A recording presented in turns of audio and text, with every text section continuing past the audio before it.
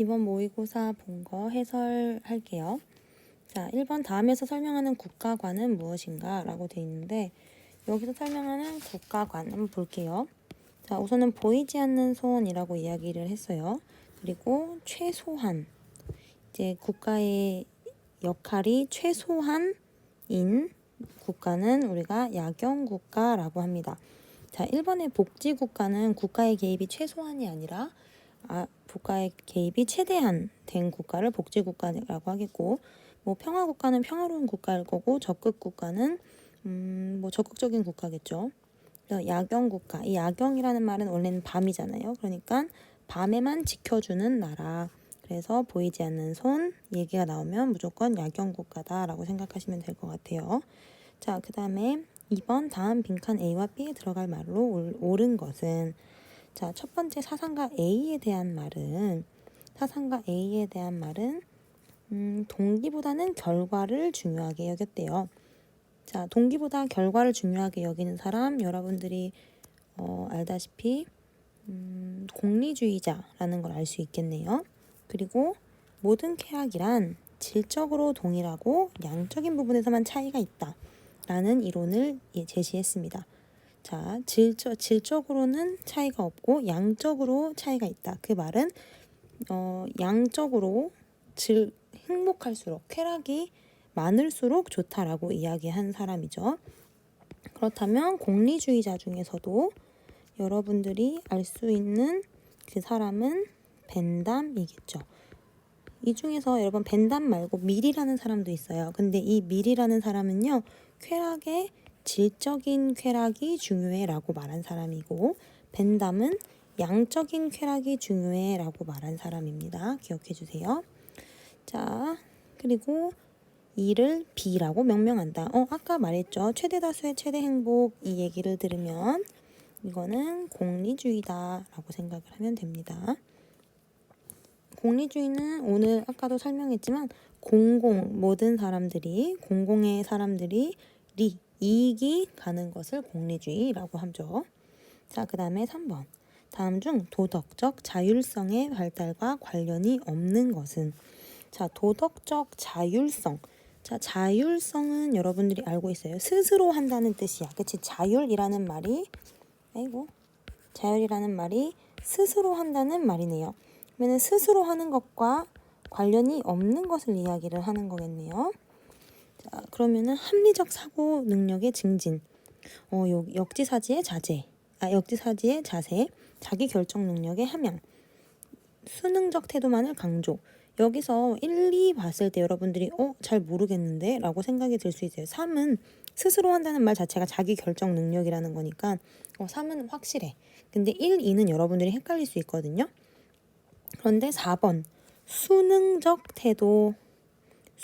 태도라는 거는 어떤 거에 그냥 받아들인다는 얘기죠. 수능적 태도라는 거는 그냥 받아들이는 태도라는 거기 때문에 앞에 말했던 자율성과 같지 않다. 자율성과의 반대되는 개념이기 때문에 정답은 4번이 틀렸어요. 그리고 좀 힌트로 여러분들이 내가 이거 좀 잘 모르겠어 라고 할 때 이런 식으로 만을 강조 이렇게 하면은 여러분들이 이거 왠지 답이 아닐 확률이 높은데 라고 생각을 하시면 돼요. 만을 강조라고 하면은 너무 극단적으로 빠질 확률이 높아서 답이 아닐 확률이 높아요. 그러니까 그 말은 관련이 없는, 아닐 확률이 높다 그 얘기예요. 자, 그 다음에 4번 공통으로 강조하는 개념은 무엇인가? 적당한 분배의 기준. 자, 그 말은 정당한, 그 말은 분배가 올바르게 돼야 된다는 거고, 사회 제도가 왜 생겼는지, 옳고 그름의 기준. 요거는 됐다시리 쉽다. 이거는 정의. 여러분 책 읽기도 정의란 무엇인가 라는 책이 있죠. 그래서 분배의 기준에 대한 거, 정의. 자, 그 다음에 5번. 다음에 나타나는 도덕 원리 검사의 유형은 무엇인가? 자, 도덕 원리 검사는 4가지 유형이 있습니다. 1번 역할 교환, 2번 보편화 결과, 3번 반증 사례, 4번 포석 검사. 이 4가지 유형이 있는데요. 한번 설명해 볼게요. 역할 교환이라는 거는 역지사지의 태도를 이야기를 합니다. 그래서 네가 내 입장이 한번 되어봐 라고 해서 말하는 게 역할 교환이고요. 보편화 결과라는 거는 어떤 한 가지의 사건을 전체로 이거를 해석을 했을 때 어떻게 느껴지는지, 예를 들어 너 하나만 이렇게 해주면 어떡하니? 내가 모두에게 이렇게 해준다고 생각해봐. 어떤 일이 일어나겠니? 이런 식으로 말하는 게 보편화 결과고, 반증 사례는 그거의 반대 이야기를 얘기를 해주는 거예요. 예를 들어 볼게요. 만약에 선생님이 밥을 너무 많이 먹어. 그래서 엄마가 너 밥 좀 그렇게 많이 좀 먹지 마라. 이렇게 이야기를 하시죠. 그러면은 제가 엄마 차라리 밥을 아예 안 먹는 것보단 낫잖아요. 이렇게 말을 하는 게 아예 반대의 그 상황을 제시를 하는 게 반증 사례입니다. 그리고 포섭 검사 같은 경우는 이거에 대한 어떤 도덕적 지금 이제 주어진 어떤 상황을 보는 것이 아니라 이 상황 위에 있는 좀 더 도덕적인 어떤 잣대를 이야기를 하는 게 포섭 검사입니다. 이 상황을 보는 게 아니라 이 상황이 이제 이 상황이랑 같은 도덕적인 어떤 잣대를 들이대는 거예요. 뭐 예를 들어 볼게요. 지금 이 상황에서 급한 전화를 하면 어떻게 하나요? 라고 물어봤어요. 어떤 특별한 상황을 가지고 왔는데 이 사람이 아무 때나 전화를 받으면 다른 사람에게 피해를 주는 거예요. 라는 이 보편적인 어떤 도덕 원리를 가지고 와서 이야기를 해주죠. 그래서 이런 것들은 이제 포섭 검사라고 말을 합니다. 좀 더 이것보다 잘 보이는 거는 예를 들어서 이렇게 말을 할 수 있어요. 예를 들어 활용이가 저의 물건을 가져갔어요. 그러면은 활용이가 지금 이 행동이 옳은 건지 안 옳은 건지 얘기를 하려면 활용이한테 선생님이 그러겠죠. 활용아, 다른 사람의 물건을 가져가는 것은 아주 나쁜 일이란다. 이렇게 이야기를 했어요. 그러면 활용이가 지금 내가 이 한 행동이 다른 사람의 것을 가져가는 그 행동이랑 같은 거구나. 그래서 이 행동은 나쁜 거구나. 이런 식으로 이제 생각을 하는 것. 그래서 어떤 보편적인 지금 이 상황이 아니라 어떤 보편적인 그런 상황을 들이대는 것이 포섭 검사입니다. 그래서 여기서는 포섭 검사에 해당하는 거겠죠. 그다음에 6번 다음에서 설명하는 응용 윤리의 범주는 무엇인가? 자, 응용 윤리라는 거는 최근에 이제 막 나타나는 윤리예요. 이 윤리는 뭐냐면 옛날에는 없었던 윤리인데 이제 없었던 도덕인데 최근에 들어서 과학의 발전이나 이런 것들로 인해 아니면은 사람의 생활상이 변하면서 생기는 윤리적인 문제들을 응용 윤리라고 합니다. 여기서도 보이지만 산업화와 도시화, 요 최근 들어 생긴 산업화와 도시화 때문에 지금 생긴 새로운 윤리겠죠. 그래서 이 윤리는 너무 쉽다. 환경, 오염 문제 이렇게 얘기가 나오니까 정답 3번 환경윤리. 자, 그러면은 예를 들어서 1번 청렴 아니면은 뭐가 있을까? 일을 열심히 하지 않는다. 성실 이런 게 나왔어. 그러면은 직업윤리일 거고요. 문화 사대주의라던가 아니면은 자국민 중심주의 이런 게 나오면은 문화윤리일 거고요. 생명윤리 같은 경우는 우리 알다시피 낙태 아니면은 안락사, 생명과 관련된 게 나오면은 이런 생명윤리에 속하게 되겠죠. 자, 7번 다음이 설명하는 불교의 본질론은 무엇인가? 자, 여기 볼게요. 많은 원인과 조건들은 서로 얽혀 있다라는 것. 그리고 이것이 생하면 이것이 살면 저것이 살고 이것이 죽으면 저것이 죽는다라는 이 이야기. 사실 1, 2, 3, 4 중에서는 불교의 본질, 불교라고 하면은 맞는 게 4번 연기설이기 때문에 이 연기설에 이 연은 연결되어 있다는 뜻이에요. 그래서 이 연기설이라는 거고, 자, 사회계약설 누가 말했을까요? 사회계약설. 자, 정답 홉스입니다. 사회계약론. 사회계약에 대한 얘기는 홉스가 이야기를 했고요. 정의론은 이 사람은 진짜 많이 한다. 정의론은 롤스는 복지 관련한 이야기를 한 사람이에요. 자, 황금률은 선생님이 그때 설명했던 거에도 맨 뒤에 많이 나오는 개념 거기에 있어요. 다른 사람이 해주었으면 하는 대로 하라 라는 도덕 원리라는 건데, 예를 들어 이런 거죠.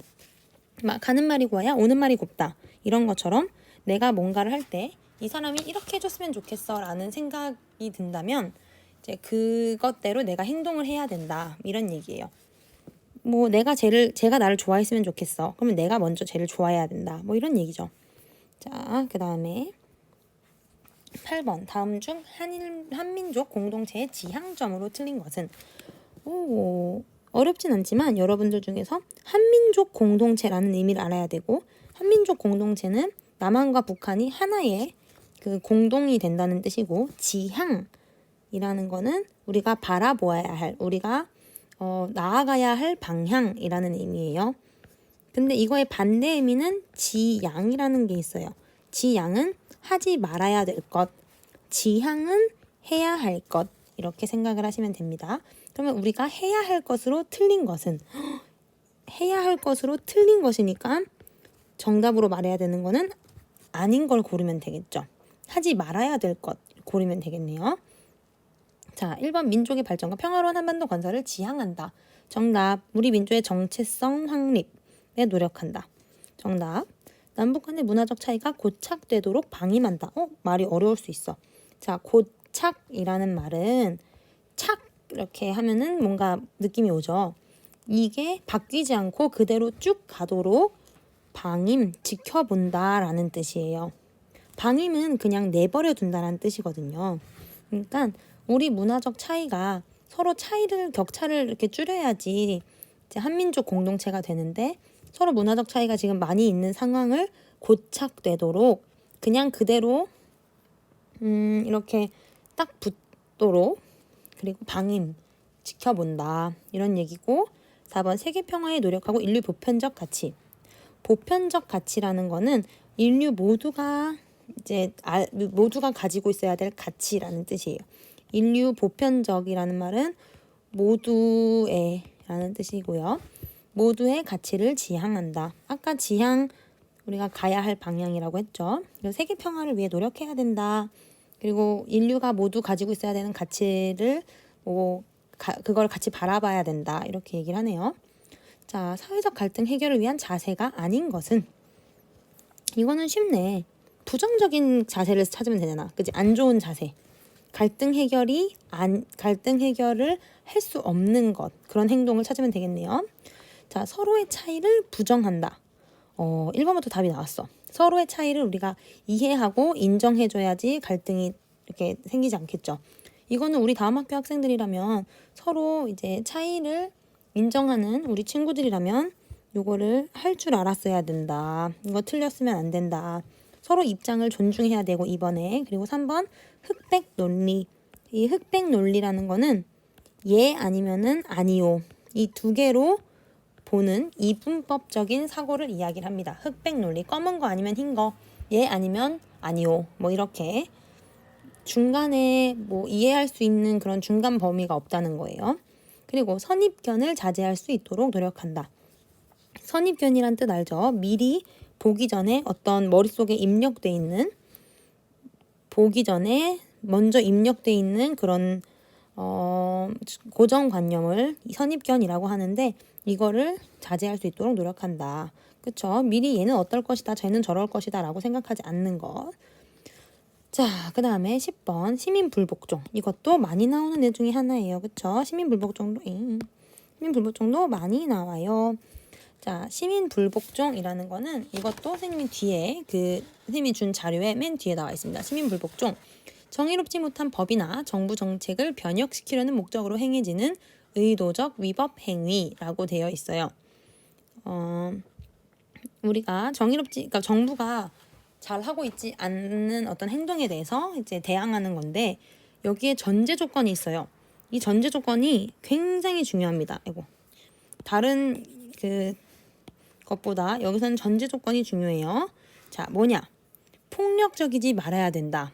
1번 폭력적이지 말아야 된다는 게 전제 조건이에요. 3번 틀렸죠.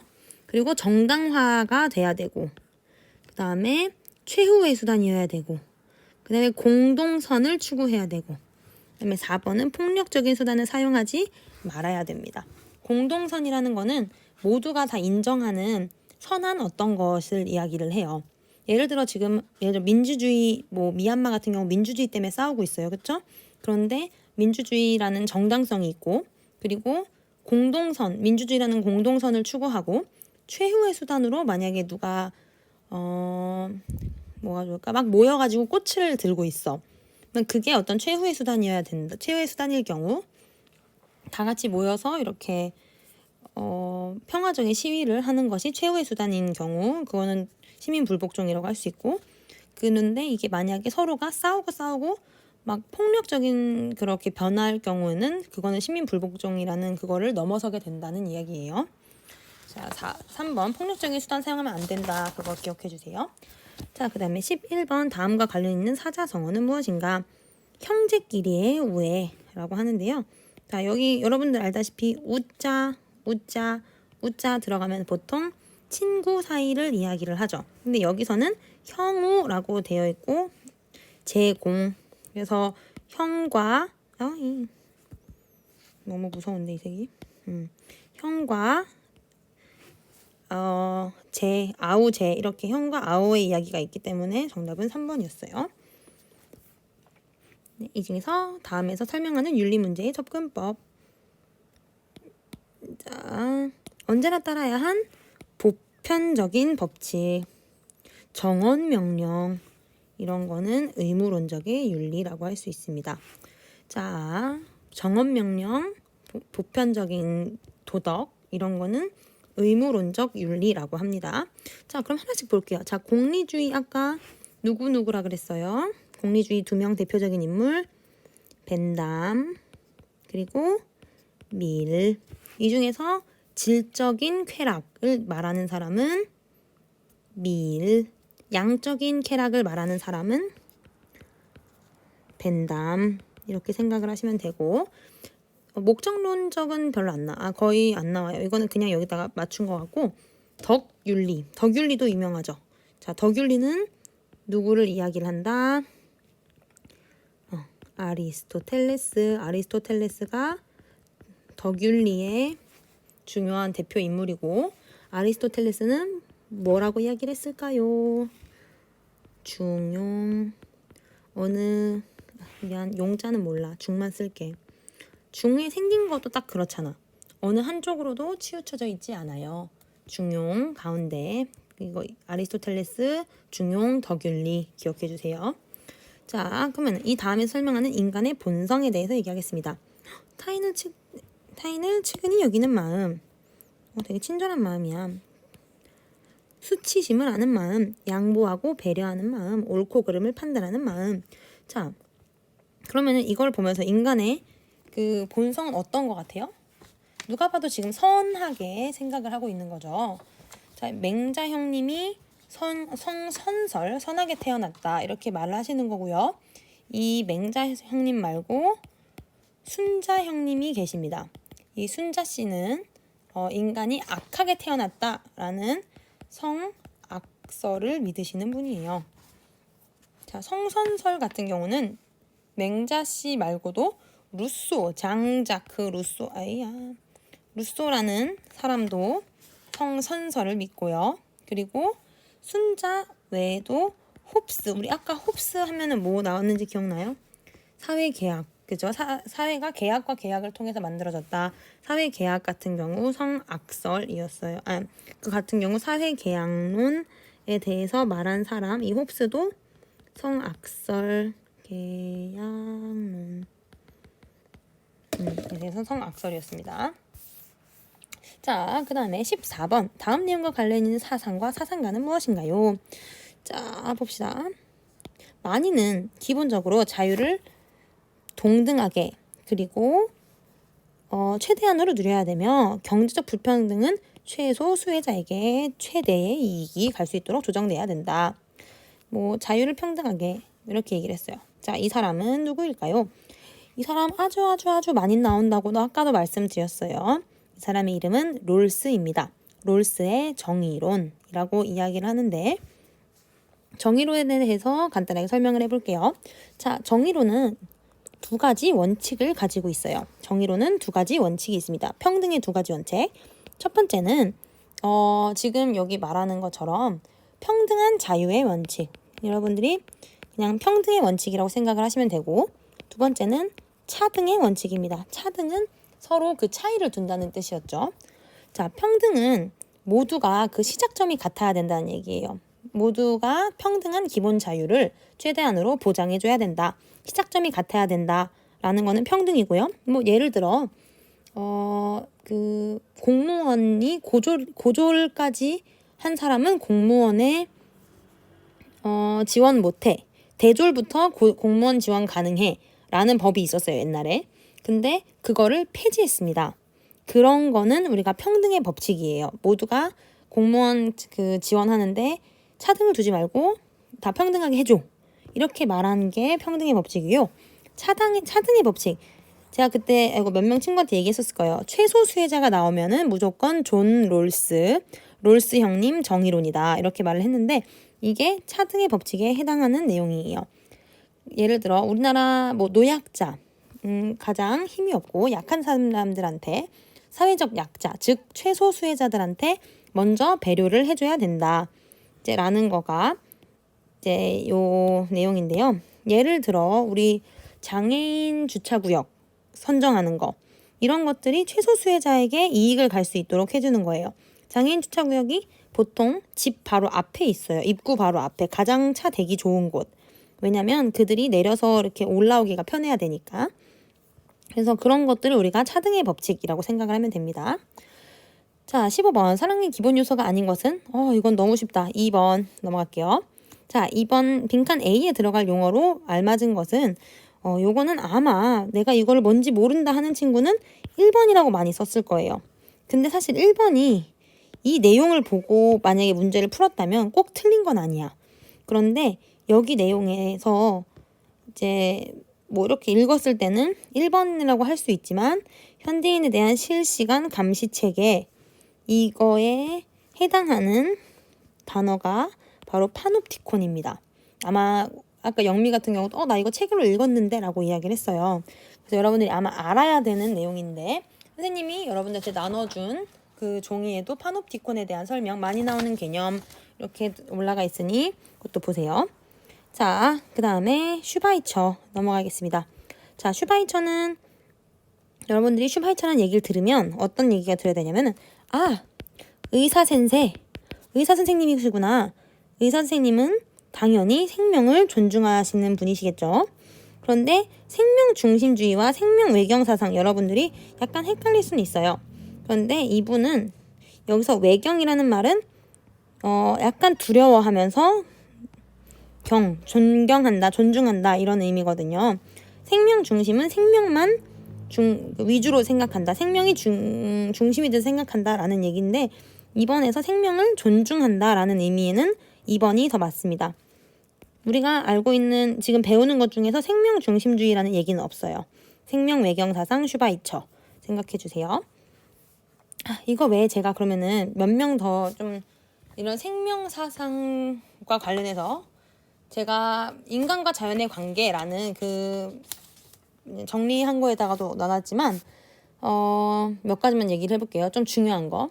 자, 인간 중심주의에서 보통 가장 중요한 사람은 누구라고 할게요? 과학지상주의인 사람. 과학이 중요하다라고 말한 베이컨. 이거는 기억하셔야 돼요. 베이컨이라는 사람은요. 아는 것이 힘이다라고 말했어요. 아는 것, 즉 지식, 과학. 이거를 중요하게 생각을 했기 때문에 이 사람이 뭐 과학 우리가 그 자연을 다스려도 돼. 우리가 뭐 인류의 복지를 위해서 그리고 과학이 발전함에 따라서 자연은 당연히 희생될 수밖에 없어라고 말한 게 베이컨이고요.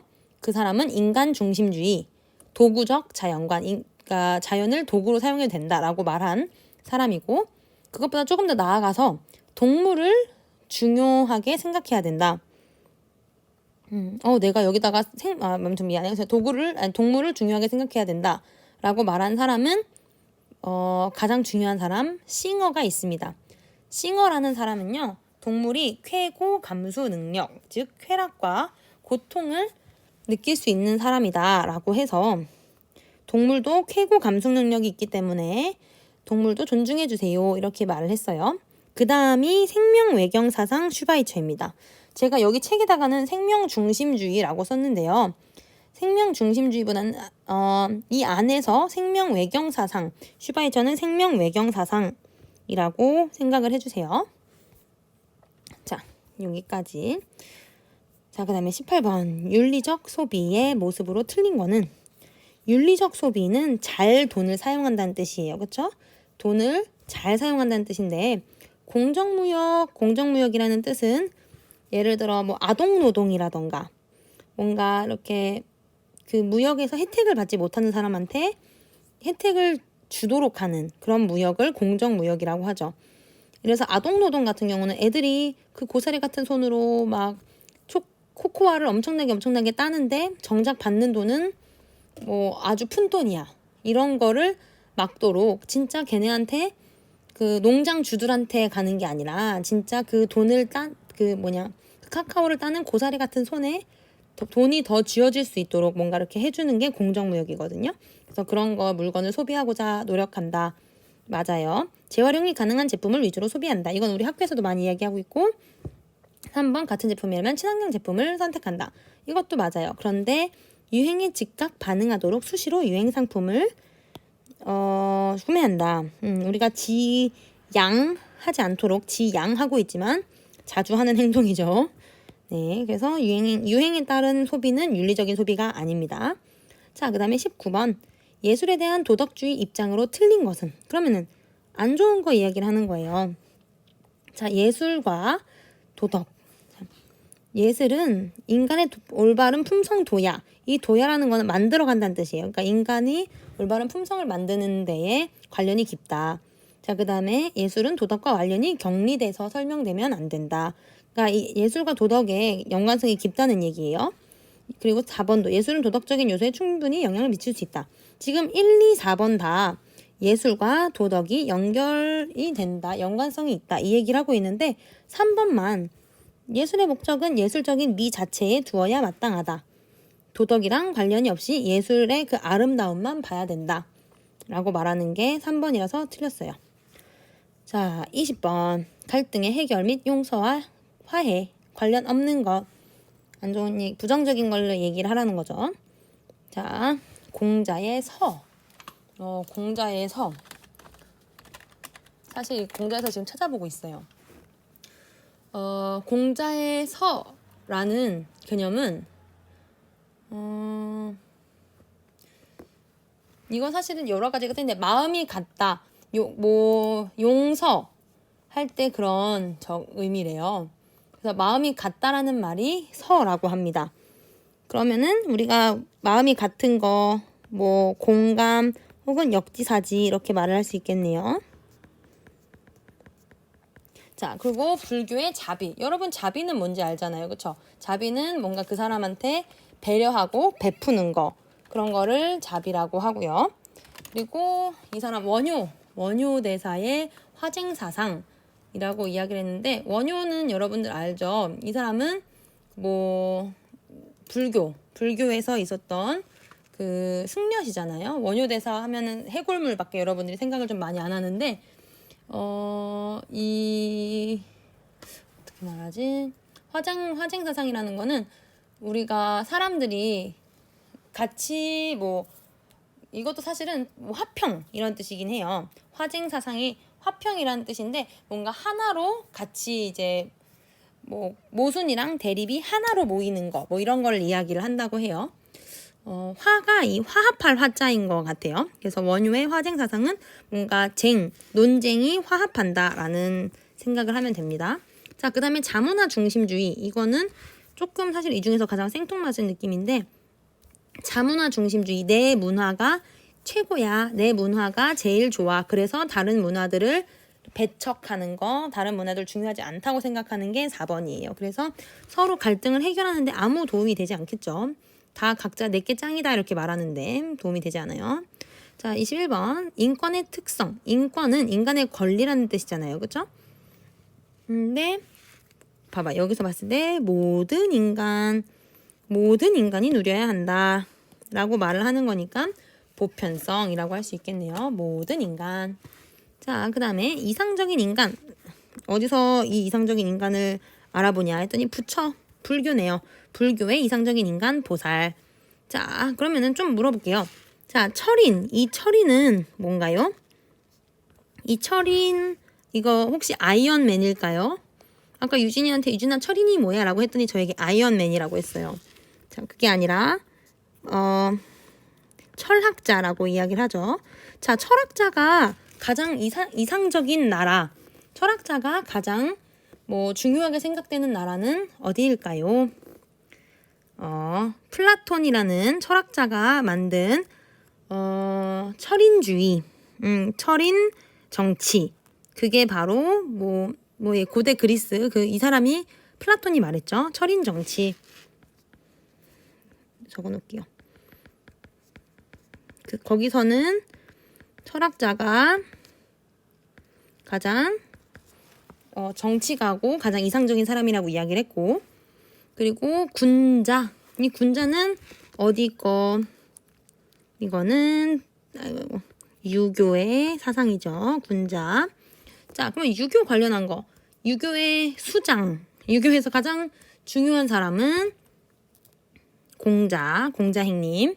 자, 그러면 유교가 생각하는 가장 이상적인 공간, 가장 이상적인 사회는 어디일까요? 대동사회. 이거를 어떻게 여러분들이 생각하면 되냐면요. 자, 유교의 가장 중요한 사람, 가장 중요한 사람이 공자라고 했어요. 그쵸? 공자님은 뭐라고 말씀하셨냐? 정명이라고 말씀을 하셨습니다. 그 말은 자기 이름에 맞게 살아야 된다. 이 얘기예요. 자, 임금은 임금답게 살고, 신하는 신하답게 살고, 나는 나답게 살고, 너는 너답게 살아라. 이렇게 말을 했는데, 자, 그러면 임금의 입장에서 볼게요. 나라를 다스리는 임금의 입장에서. 임금의 입장에서 임금처럼 사는 거는 과연 어떻게 사는 걸까요?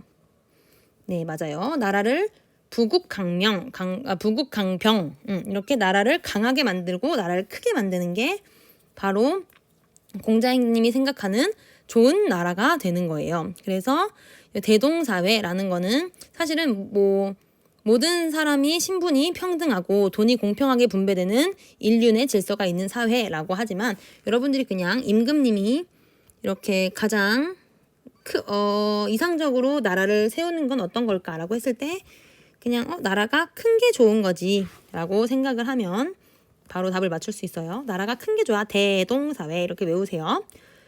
자, 그리고 유교보다 그럼 도교를 한번 지금 도교가 여긴 없지만 도교를 한번 볼게요. 자, 도교의 수장. 도교에서 가장 유명한 사람은 노자. 자, 도교를 생각하면 가장 먼저 여러분들이 생각나는 단어가 자연이어야 돼요. 인위적이지 않은 거, 자연적인 거. 자, 그래서 자연과 관련한 이야기들, 무위자연, 무라일체, 이런 것들이겠죠. 자, 그러면 여기서 가장 중요하게 생각하는 사람, 자연에서 항상 뛰노는 사람, 신선을 가장 이상적인 사람으로 생각을 하고, 가장 이상적인 공간은 소국과민.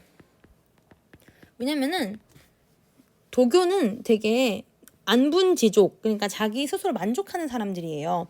그렇기 때문에 소국, 작은 곳에서, 작은 땅에서 적은 양의 백성이 모여서 사는 소박한 사회, 소국과민을 좋아한다.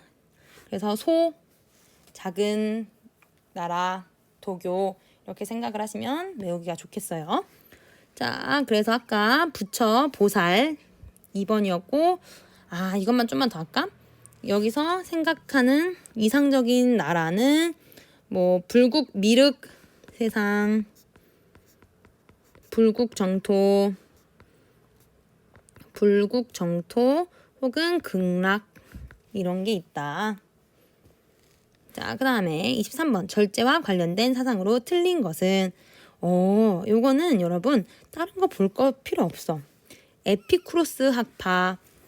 네, 학파가 두 가지가 있어요. 에피쿠로스와 스토아 학파가 있는데 말입니다. 에피쿠로스 학파는 쾌락주의예요. 그 말은 즐거운 게 짱이야, 행복한 게 짱이야, 쾌락이 짱이야 라고 말하는 애가 에피쿠로스 학파예요. 스토아 학파는 금욕주의 반대입니다. 얘네가 오히려 절제와 관련된 얘기죠. 금욕주의, 이런 그 욕심은 혹은 욕망은 금하는 게 최고야 라고 말하는 게 스토아 학파, 에피쿠로스 학파는 쾌락주의. 그래서 이 말만 봐도 사실은 뭐 이 스토아 학파와 에피쿠로스 학파를 다 몰라도 절제와 쾌락주의는 맞지 않겠죠. 그래서 4번 틀렸어요. 그 다음에 24번 다음에서 설명하는 직업론. 아까 제가 말했죠. 인간은 임금다워야 부모와 자식 간에서 서로의 본분을 다하는 것. 이름에 맞는 역할과 행위. 이름명. 그 다음에 걸맞는 바를 정. 그래서 정명사상. 자, 마지막 25번. 유교에서 지향하는 이상사회. 아까 내가 말했잖아. 유교. 이상적인 사회라고 이야기를 했고, 아까 말했죠. 뭐 만민의 신분적인 평등과 재화의 공정한 분배, 인륜의 구원으로 전 인류 이상 사회이다 라고 말을 했지만, 제가 그냥 편하게 외우기 쉽게 유교에서 임금이 가장 중요하게 생각하는 거, 아까 임금이 임금다우려면 어떻게 해야 되냐, 나라를 크고 강하게 부국강병하게 만들어야 되니까 나라를 크게 만드는 것, 대동사회 이렇게 하라고 했어요. 이거 지울 것이다. 자, 그러면은 한번 다시 볼까? 자, 유토피아는 사실 유토피아는 천국이라는 뭔가 되게 나쁜 것이 없는 무조건 좋은 것만 있는 사회라는 뜻이고요. 소국과민은 어디였을까?